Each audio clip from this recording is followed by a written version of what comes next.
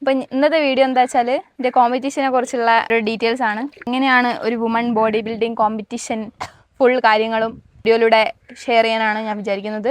ചിലർക്കെങ്കിലും ഈ body building അങ്ങനെ പാഷനുള്ളവരൊക്കെ ഉണ്ടാവും, ഒരിക്കൽ തന്നെയെങ്കിലും ഇറങ്ങി നോക്കണം എന്നൊക്കെ ഉള്ളവർ ഓർക്ക് വേണ്ടിയിട്ടാണ് ഈ വീഡിയോ. നമുക്ക് എന്താ പറയാനുള്ളത്? പൊതുവേ ഈ ഗേൾസിന് മറ്റുള്ളവർ എന്ത് ചിന്തിക്കുന്നു വിചാരിച്ചിട്ട് ഇങ്ങനത്തെ കോമ്പറ്റീഷനൊക്കെ ഇറങ്ങാൻ മടി കാണിക്കുന്നവരും ആഗ്രഹങ്ങൾ ഉണ്ടായിട്ടും ഇറങ്ങി തിരിക്കാൻ പറ്റാത്തവരും ഒക്കെ ഉണ്ടാവും. കുറച്ച് ഹാർഡാണ്. നമ്മളത് ചെയ്ത് കഴിഞ്ഞ് കഴിഞ്ഞാൽ നല്ല രീതിക്കുള്ള മാറ്റം ഉണ്ടാവും. ബോഡിക്ക് മാത്രമല്ല മൈൻഡിനും നല്ല ചേഞ്ച് ഉണ്ടാവും. ഞാൻ എന്തിനാ ഈ കോമ്പറ്റീഷൻ ഇറങ്ങിയ വെച്ചാൽ എനിക്ക് എന്താ പറയുക, പ്രൈസ് കിട്ടുന്നോ അല്ലെങ്കിൽ ഞാൻ വലിയ സക്സസ്ഫുൾ ആവുന്നെന്ന് വിചാരിച്ചിട്ടല്ല. ഈ ഒരു എന്താ പറയുക പ്രോസസ്സിലൂടെ അത് പോയാൽ മാത്രമേ നമുക്ക് അതിൻ്റെ ഹാർഡ് വർക്കും കാര്യങ്ങളൊക്കെ മനസ്സിലാവും. നമ്മൾ റീലിലും വീഡിയോസിലൊക്കെ കാണുമ്പോൾ ഈസിയാണെന്ന് വിചാരിക്കും, പക്ഷേ അതങ്ങനെയല്ല. നല്ല സ്ട്രിക്റ്റ് ആയിട്ടുള്ള ഡയറ്റും ഓരോരോ വർക്കൗട്ടും മെൻ്റലി ഫിസിക്കലി നമ്മൾ അതിന് വേണ്ടിയിട്ട് പ്രിപ്പയർഡ് ആയിരിക്കണം. എന്നാൽ മാത്രമേ നമുക്ക് കോമ്പറ്റീഷന് റെഡി ആവുള്ളൂ. ഒന്നല്ല, നമ്മളിപ്പോൾ പോയിട്ട് നമുക്ക് 5th ആണ് കിട്ടിയത്. കേരള 5th ആണ് അടിച്ചത്. ഭയങ്കര സംഭവമായിട്ട് ഞങ്ങൾ പറയല്ല. നമുക്ക് എന്താ പറയുക, നമ്മൾ ഇറങ്ങിയ ആ ഒരു സിറ്റുവേഷൻ ആണെന്നുണ്ടെങ്കിലും അതിന് വേണ്ടിയിട്ടുള്ള കഷ്ടപ്പാടും ഒക്കെ നമ്മളെ രീതിക്ക് എത്ര കഷ്ടപ്പെട്ട് നമുക്കറിയാം. അതുകൊണ്ടാണ് ഡയറ്റിൻ്റെ കാര്യം പറയുകയാണെങ്കിൽ നമുക്ക് എന്താ പറയുക, ഫസ്റ്റിലൊന്നും കുഴപ്പമുണ്ടാവില്ല. ഫസ്റ്റിൽ നമുക്ക് സാധാ ഫുഡൊക്കെ കഴിക്കാം, മീൻസ് ഹെൽത്തി ആയിട്ടുള്ള ഫുഡ്. ഷുഗർ കട്ടും ഓയിൽ കട്ടും ഒക്കെ മുന്നേ തുടങ്ങണം. പക്ഷേ ലാസ്റ്റിലൊക്കെ ആകുമ്പോഴേക്ക് ഫാറ്റ് കുറയ്ക്കാൻ വേണ്ടിയിട്ട് ഹെൽത്തി ആയിട്ടുള്ള ഭക്ഷണം പോലും ഒഴിവാക്കേണ്ടി വന്നിട്ടുണ്ട്. അതായത് കടല, പാല് ഇതൊന്നും കഴിക്കരുതെന്ന് അറിയും. എന്നിട്ട് കുക്കുംബറും എഗ് വൈറ്റ് ഇത് തന്നെ ആയിരിക്കും നമ്മളെ ഫുഡ്. പിന്നെ ചിക്കൻ ആണെങ്കിൽ ചിലപ്പം ഉപ്പിടാണ്ട് അല്ലെങ്കിൽ മഞ്ഞപ്പൊടി ഇട്ടിട്ട് ലാസ്റ്റിലേക്കൊക്കെ ആകുമ്പോൾ സാൾട്ട് വരെ കട്ടാക്കും. അപ്പോൾ അതൊക്കെ ഭയങ്കര ബുദ്ധിമുട്ടായിരിക്കും ചിലർക്ക്. പക്ഷേ ഞാൻ അഡ്ജസ്റ്റ് ചെയ്ത് കഴിച്ച് എന്തായാലും കുഴപ്പമില്ല എന്നുള്ളൊരു മൈൻഡ് സെറ്റ് ആയിരുന്നു.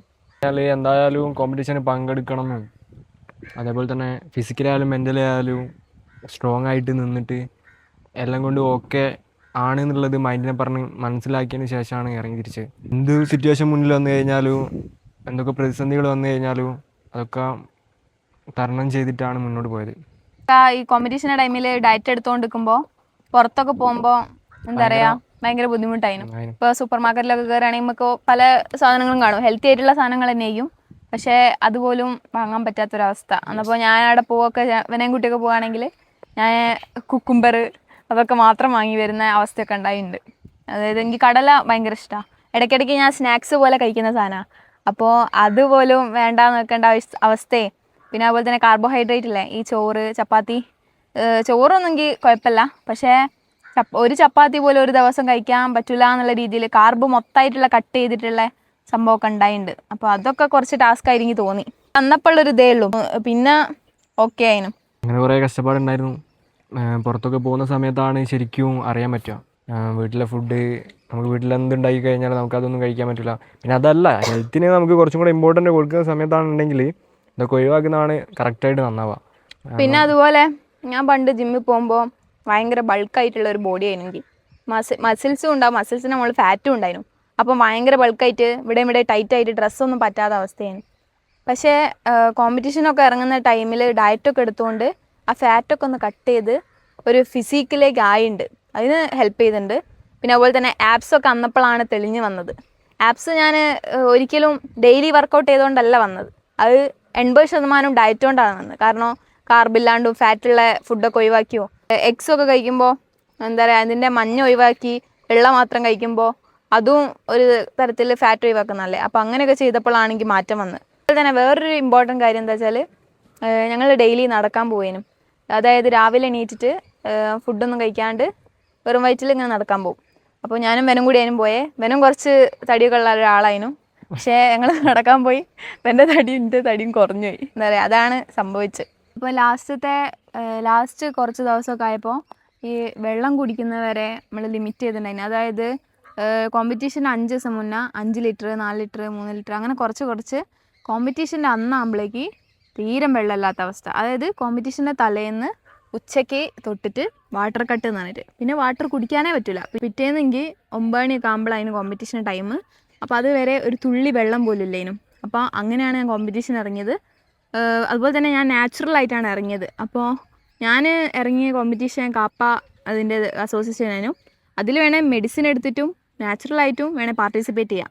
അപ്പോൾ എനിക്കറിയാനോ എനിക്ക് ഒരിക്കലും കിട്ടൂല എന്നുള്ള ഒരു മൈൻഡ് സെറ്റിൽ തന്നെയാണ് പോയത്. പക്ഷേ നമ്മൾ ഇത്രയും ദിവസം പ്രിപ്പയർ ചെയ്തതിൻ്റെ ബെസ്റ്റ് അവിടെ സ്റ്റേജ് മേൽ ഷോ ചെയ്യാന്നുള്ള ഒരൊറ്റ ഉദ്ദേശം മാത്രമേ എനിക്കുള്ളൂ. അപ്പോൾ അത് ഞാൻ വൃത്തിക്ക് ചെയ്ത് എന്താ പറയുക പോസിങ്ങും കാര്യങ്ങളൊക്കെ ഞാൻ കൾട്ട് ഫിറ്റ്നസ് എന്ന ജിമ്മിലായിരുന്നു. അപ്പോൾ അവിടെ കൊക്കലൂർ ബ്രാഞ്ചിലുള്ള അബിൻ എന്ന് പറഞ്ഞുള്ള ട്രെയിനർ ഉണ്ട്. അപ്പോൾ മൂപ്പരാണെങ്കിൽ പോസിങ്ങൊക്കെ റെഡിയാക്കി തന്നത്. പോസിങ് ഒന്നും എനിക്ക് തീരെ അറിയില്ലേനു. അപ്പോൾ ഞങ്ങൾ ഡെയിലി ഞാനും എൻ്റെ സിസ്റ്ററും ഇറങ്ങിയിട്ടുണ്ടായിരുന്നു. അപ്പോൾ ഞങ്ങൾ രണ്ടാളും ഡെയിലി രാത്രി ആ ജിമ്മിൽ പോകലായിരുന്നു. നമ്മൾ കോമ്പറ്റീഷൻ ഇറങ്ങുകയാണെന്നുണ്ടെങ്കിൽ നമുക്ക് സിമ്പിളായിട്ട് പോസിങ് ചെയ്യാൻ പറ്റും, അല്ലെങ്കിൽ കാണുന്നവർക്ക് അത് അത്ര എളുപ്പമാണെന്ന് തോന്നുമെങ്കിലും പോസിങ് ഈസ് ആർട്ടാണ്.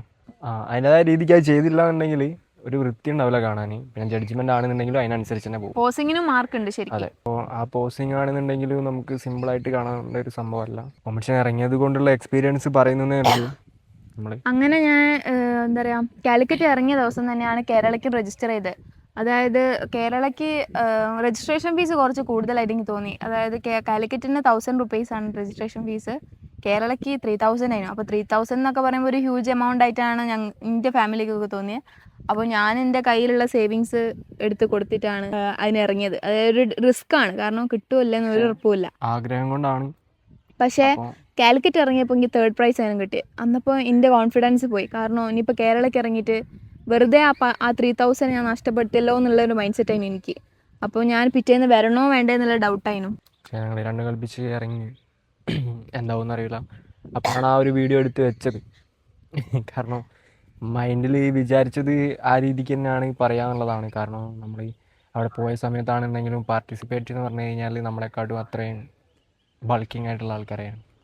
പിന്നെ അതുപോലെ തന്നെ എൻ്റെ മാമൻ്റെ കല്യാണത്തിന് എന്നാ ഇനി കോമ്പറ്റീഷൻ. അന്നപ്പോൾ കേരളയ്ക്ക് എനിക്ക് എന്തായാലും കിട്ടൂല എന്ന് ഉറപ്പായിരുന്നു. അപ്പോൾ ഞാൻ രാവിലെ എന്താ പറയുക ഡയറ്റ് പക്കായാണല്ലോ. അപ്പോൾ ഞാൻ രാവിലെ ചോറും ചിക്കനൊക്കെ കഴിച്ചിട്ടാണ് ഇറങ്ങി. പിന്നെ വെള്ളവും കുടിച്ചേക്ക്. വെള്ളം കുടിക്കരുത് എന്നാണ്, പക്ഷേ ഞാൻ വെള്ളമൊക്കെ കുടിച്ച് രണ്ടും കൽപ്പിച്ചാണ് ഇറങ്ങി. കാരണം കിട്ടൂല എന്ന് ഉറപ്പായിരുന്നു. അപ്പോൾ ആ കിട്ടൂല എന്നുള്ളൊരു വിഷമത്തിൽ എടുത്ത വീഡിയോ ആണ് ഞാൻ കോഴിമുട്ടയും ചിക്കനും കഴിച്ചിട്ടാണ് ഇറങ്ങിയെന്നുള്ള ആ വീഡിയോ. അതിലങ്ങ് ആൾക്കാരെ ഏറ്റെടുത്തു. കാരണം നാച്ചുറലായിട്ട് ഒരാൾ ഈ കോമ്പറ്റീഷൻ ഇറങ്ങുകയെന്നുണ്ടെങ്കിൽ അത്രയ്ക്കും കോൺഫിഡൻസ് എന്ന് പറഞ്ഞു കഴിഞ്ഞാൽ അത് ഉള്ളിൽ നിന്ന് വന്നതാണ്. ഒന്ന് ഇറങ്ങി നോക്കാമെന്നും ഇറങ്ങി നോക്കിക്കഴിഞ്ഞാൽ റിസൾട്ട് എങ്ങനെയാണെന്നുള്ളത് 2 രീതിക്ക് ചിന്തിക്കുകയും ചെയ്തു. അതായത് ഒന്നുകിൽ go to the green room എന്ന് പറയും, അല്ലാന്നുണ്ടെങ്കിൽ നമ്മൾ എന്തെങ്കിലും ആക്കിയിട്ട് എന്തെങ്കിലും, അതായത് 5th അല്ലെങ്കിൽ 6th എന്തായാലും പൊസിഷൻ എന്തെങ്കിലും ഉണ്ടാവുമല്ലോ. അപ്പോൾ 5th 4th ആ ഒരു പൊസിഷനിലേക്കെങ്കിലും എത്തി നിൽക്കുന്നുള്ള പ്രതീക്ഷയിലാണ് പോയത്. അതേപോലെ തന്നെ ആവുകയും ചെയ്തു. നല്ല പിന്നെ രീതിക്ക് ഫസ്റ്റ് കോമ്പറ്റീഷൻ ആയിരുന്നു. അപ്പോൾ എനിക്കിപ്പോൾ കിട്ടിയില്ലെങ്കിലും കുഴപ്പമില്ല എന്നുള്ളൊരു ഇതായിരുന്നു. കാരണം ഞാൻ അത്രയ്ക്ക് അടിപൊളി ഡയറ്റൊന്നും എടുത്തിട്ടുമില്ല. പിന്നെ എനിക്ക് ഒരുപാട് ട്രെയിനറിനോട് ചീത്തയൊക്കെ കേട്ടിട്ടുണ്ട്. അതായത് മിക്സ്ചർ കഴിച്ചിട്ടും കടല കഴിച്ചിട്ടും പാല് കുടിച്ചിട്ടും. അപ്പോൾ ഇടയ്ക്കിടയ്ക്ക് ഫാറ്റ് കയറുമ്പോൾ അബിയായിട്ട് അങ്ങനെ പറയും, ഇനി എന്തോ കഴിച്ചിക്കല്ലോ, അപ്പോൾ അങ്ങനെ കഴിക്കരുത് എന്നൊക്കെ പറഞ്ഞിട്ട് പിന്നെ ഇങ്ങനെ പറയലുണ്ടായിരുന്നു. അപ്പോൾ കുറച്ച് ടാസ്ക് ആയിരുന്നു ഡയറ്റൊക്കെ മെയിൻറ്റെയിൻ ചെയ്യാന്ന് പറയുമ്പോൾ. കോമ്പറ്റീഷൻ ഈസ് നോട്ട് ഈസി, ഹാർഡായിട്ട് കുറേ ചെയ്തിട്ടുണ്ട്. പിന്നെ എന്താ പറയുക ഒരു 2-3 വർഷം കൺസിസ്റ്റൻ്റ് ആയിട്ട് ജിമ്മിൽ പോയിട്ടുണ്ട്. എന്നപ്പോൾ അങ്ങനെയാണ് ഒരു സ്ട്രെങ്ത്ത് കാര്യങ്ങളൊക്കെ വന്ന് തുടങ്ങിയത്. അല്ലാണ്ട് ഞാൻ സാധാ ഒരു ഗേൾസിനെ പോലെ വീക്കായിരുന്നു. ഇപ്പോഴാണ് കുറച്ചെന്തെങ്കിലും സ്ട്രോങ് ആയി. പക്ഷേ കോമ്പറ്റീഷന് ഡയറ്റ് കാരണം ഞാൻ കുറേ മെലിഞ്ഞു പോയിട്ടുണ്ട്. എന്നപ്പോൾ പിന്നെ ഒരു വീക്ക് സ്റ്റേജിലേക്ക് ആയിട്ടുണ്ട്. അപ്പോൾ ഇപ്പോൾ പ്രോട്ടീൻ ഇൻടേക്കൊക്കെ കുറവാണ്, കാരണം ബഡ്ജറ്റൊക്കെ പോയിട്ടുണ്ട്. എന്നപ്പോൾ ഇനി ഫണ്ടൊക്കെ റെഡി ആയിട്ട് ബോഡിയൊക്കെ സെറ്റാക്കിയിട്ട് വീണ്ടും വേണമെങ്കിൽ ഇറങ്ങി നോക്കണം എന്നുണ്ട്. ഇപ്പോൾ ഇറങ്ങി നോക്കുകയാണെങ്കിൽ തന്നെ നാച്ചുറലിൽ ഇറങ്ങി നോക്കാനാണ് എനിക്ക് താല്പര്യം. അപ്പോൾ എന്തായാലും പറ്റട്ടെ. ഇനി കമൻറ്റ് ബോക്സിൽ ഇതൊക്കെ ഞങ്ങളോട് എന്തിനാണെന്ന് പറയുന്ന ചോദ്യം വരുന്നുണ്ടെങ്കിൽ, ചോദിക്കണം എന്ന് തോന്നുന്നുണ്ടെങ്കിൽ, ഞങ്ങളൊരു എക്സ്പീരിയൻസ് പറഞ്ഞു എന്നേ ഉള്ളൂ. ജസ്റ്റ് അത് കേട്ടിട്ട് നിങ്ങൾ ഒഴിവാക്കുക. അല്ലാന്നുണ്ടെങ്കിൽ ഇത് കേട്ടിട്ട് ഇനിയിപ്പോൾ കോമ്പറ്റീഷനോ അല്ലെങ്കിൽ മുന്നിൽ എന്തെങ്കിലും രീതിക്കുള്ള സംഭവങ്ങളിൽ ഇറങ്ങി തിരിക്കണം എന്നുണ്ടെങ്കിൽ ജസ്റ്റ് ഒന്ന് ട്രൈ ചെയ്യാം. ട്രൈ ചെയ്താൽ മാത്രമേ നമുക്കത് കിട്ടുമല്ലോ എന്നുള്ളത് അറിയാൻ പറ്റുള്ളൂ. പിന്നെ ഇന്നത്തെ കാലത്ത് ലേഡീസിനൊക്കെ ഫിസിക്ക് മെയിൻറ്റെയിൻ ചെയ്യാന്ന് പറഞ്ഞാൽ കുറച്ച് ടാസ്ക്കുള്ള പരിപാടിയാണ്. കാരണം ഷുഗർ കട്ടൊക്കെ ഭയങ്കര സീനാണെന്ന് ആൾക്കാർ പറയുന്നത് കേട്ടിട്ടുണ്ട്. അപ്പം അത് ശരിക്ക് ബുദ്ധിമുട്ടായിട്ടുള്ള കാര്യം ആവുന്നത് നമ്മളെ മൈൻഡ് സെറ്റ് കൊണ്ട് തന്നെയാണ്. നമ്മൾ മൈൻഡിൽ ഉറപ്പിച്ച് ആയിട്ട് മുന്നോട്ട് ഇറങ്ങുകയാണെങ്കിൽ എന്ത് കാര്യം വേണമെങ്കിൽ സാധിക്കും. അപ്പോൾ ഞാൻ ഈ 2025 മെയ് തൊട്ടാണ് ഷുഗർ കട്ട് തുടങ്ങിയത്. മെയ് തൊട്ട് ഞാൻ സ്ട്രിക്റ്റ് ആയിട്ട് ഇനി എന്തൊക്കെ വന്നാലും ഷുഗറും ശർക്കര അങ്ങനത്തെ ഒരു പരിപാടിയും ഞാൻ യൂസ് ചെയ്യില്ല എന്ന് ഉറപ്പിച്ച് തീരുമാനത്തിൽ നിന്ന് ഞാൻ മാറിയില്ല. കാരണം അതിൻ്റെ ബോഡിക്ക് ബെനിഫിറ്റ്സേ ഉണ്ടാക്കിയുള്ളൂ. ആ ഒരു തീരുമാനം എനിക്ക് ഒരിക്കലും തെറ്റായിട്ട് തോന്നില്ല. പിന്നെ ഓയിൽ കട്ട് എന്ന് പറയുമ്പോൾ കോമ്പറ്റീഷനൊക്കെ ഇറങ്ങുന്നവർ മാത്രം ഓയിൽ കട്ട് ചെയ്താൽ മതി. അല്ലാണ്ട് നമ്മൾ വീട്ടിലുണ്ടാക്കുന്ന കോക്കനട്ട് ഓയിൽ അല്ലെങ്കിൽ ഒലീവ് ഓയിൽ അതൊന്നും ഒരു പ്രശ്നമല്ല. പക്ഷേ പുറത്തുനിന്നുള്ള ഈ അല്ലാത്ത ഓയിലില്ലേ, refined oil, sunflower oil, seed oil, അതിൽ പൊരിച്ചതും വറുത്തൊന്നും കഴിക്കുന്നത് മാക്സിമം ഒഴിവാക്കുക. അത് പുറത്തുനിന്ന് ഈ ഉഴുന്ന് വട, പരിപ്പ് വട, അങ്ങനത്തെ പപ്സ്, പിന്നെ എല്ലാവരും പപ്സ് ലൈമും അയ്യോ ഡെയിലി ഇങ്ങനെ കഴിക്കുക. അപ്പോൾ അതൊക്കെ ഒഴിവാക്കുക. അതിന് പകരം നമുക്ക് വേറെ ഓപ്ഷൻസ് ഉണ്ട്. അതെ, ഹെൽത്തി ഓപ്ഷൻസ് ഞങ്ങൾ ചൂസ് ചെയ്യുന്നത് ഞങ്ങൾ ഒരു വീഡിയോയിൽ തന്നെ വേറൊരു വീഡിയോ ആക്കിയിട്ട് ചെയ്യാം. പിന്നെ അതുപോലെ തന്നെ ഈ വീഡിയോസ് ഒന്നും ഞാൻ ഓവർ എഡിറ്റ് ചെയ്ത് ഇങ്ങനെ എന്താ പറയുക ഭയങ്കര എഡിറ്റാക്കി നിങ്ങളെ ആകർഷിക്കുന്ന തരത്തിലൊന്നും അല്ല ഇടുന്നത്. ഞാൻ എങ്ങനെയാണോ പറയുന്നത് ആ ഒരു സെയിം തന്നെ ജസ്റ്റ് കട്ട് ചെയ്തിട്ട് പോസ്റ്റ് ചെയ്യുക തന്നെയാണ് ചെയ്യുന്നത്. ചിലപ്പോൾ നമ്മുടെ ഭാഷ കാരണം പറയുന്നത് തന്നെ പിന്നെ ആവർത്തിച്ച് പോവും, പല മിസ്റ്റേക്കും ഉണ്ടാവും. പറയണം എന്ന് തോന്നുന്നത് കൊണ്ടാണ് പറയുന്നത്. പറഞ്ഞാണല്ലോ റെഡി ആവുക. അപ്പം അതിന് വേണ്ടിയിട്ടാണ്. കോമ്പറ്റീഷന് ഈ വുമൺ ബോഡി ബിൽഡിംഗ് കോമ്പറ്റീഷനെ കുറിച്ച് എന്തെങ്കിലും ഡൗട്ടും കാര്യങ്ങളൊക്കെ ഉണ്ടെങ്കിൽ നമ്മൾ കമന്റ് ബോക്സിൽ പറയുക, അല്ലെങ്കിൽ വേറൊരു വീഡിയോ ആയിട്ട് ചെയ്യണമെങ്കിൽ അങ്ങനെ ചെയ്യാം. ആഗ്രഹമുള്ളവർ കിട്ടും, താല്പര്യമുള്ളവർ മാത്രം. ഞാൻ ഒരിക്കലും ആരും നിർബന്ധിക്കില്ല ഇറങ്ങണം എന്ന് പറഞ്ഞിട്ട്. അതായത് ഉള്ളിലിപ്പോൾ ഇറങ്ങി നോക്കണം, അല്ലെങ്കിൽ അതൊന്ന് എക്സ്പീരിയൻസ് ചെയ്യണം. അങ്ങനെയുള്ള ആൾക്കാരുണ്ടെങ്കിൽ ഇറങ്ങി നോക്കാം. അതായത് എല്ലാവരും വാച്ച് ചെയ്തിട്ട് നമുക്ക് പോസിറ്റീവ് ആക്കണം, അത് ഓരോരുത്തരുടെ താല്പര്യമാണ്. ഇതിപ്പോൾ വാച്ച് ചെയ്യുന്നത് ചിലപ്പോൾ എന്ത് തേങ്ങയാണ് പറയുന്നത്, ഇപ്പോൾ വാച്ച് ചെയ്യുന്നവർ ചിലപ്പോൾ വിചാരിക്കും എന്തിനാണ് കോമ്പറ്റീഷൻ ഇറങ്ങുന്നത്, എന്ത് ആവശ്യത്തിനാണ്, അങ്ങനെയൊക്കെ പറയും. എക്സ്പീരിയൻസ് ആണ്. ഹെൽത്ത് എങ്ങനെയാണ്, ഏത് രീതിയൊക്കെ മാറ്റിയെടുക്കാം, നമ്മുടെ ബോഡി ഏത് രീതിയൊക്കെ ചേഞ്ച് ആക്കാം, നമ്മളെ സെൽഫ് കൺട്രോള്, ആ കാര്യങ്ങൾ അതൊക്കെ പഠിക്കുക ഇതിലൂടെ. നല്ല കാര്യങ്ങളൊക്കെയാണ്. അതുകൊണ്ട് നമുക്ക് ഏറ്റവും ക്രേവിങ്സ് വരുന്ന ഫുഡ് എങ്ങനെ അവോയ്ഡ് ചെയ്ത് മുന്നോട്ട് പോവാ, പിന്നെ അതുപോലെ തന്നെ മെന്റലി ഡൗൺ ആയിരിക്കുമ്പോഴും എങ്ങനെ വർക്കൗട്ട് ചെയ്യണം, അങ്ങനെയൊക്കെ അല്ലേ. മൈൻഡ് സെറ്റ് ഓക്കെ ആവും. അതേപോലെ തന്നെ നമ്മളൊന്ന് സ്ട്രോങ് ആവും, ഫിസിക്കലി മെന്റലി നല്ല രീതിക്ക് സ്ട്രോങ് ആവും. ഇപ്പോൾ ജിമ്മിൽ പോയാൽ തന്നെ നല്ലതാണ്. അങ്ങനെ രീതിക്ക് നമ്മൾ ഡിപ്രഷൻ വരെ മാറും എന്നാണ് ഇപ്പോഴത്തെ സ്റ്റഡീസ് പറയുന്നത്. പിന്നെ ഹെൽത്തിനും നല്ലതാണ്.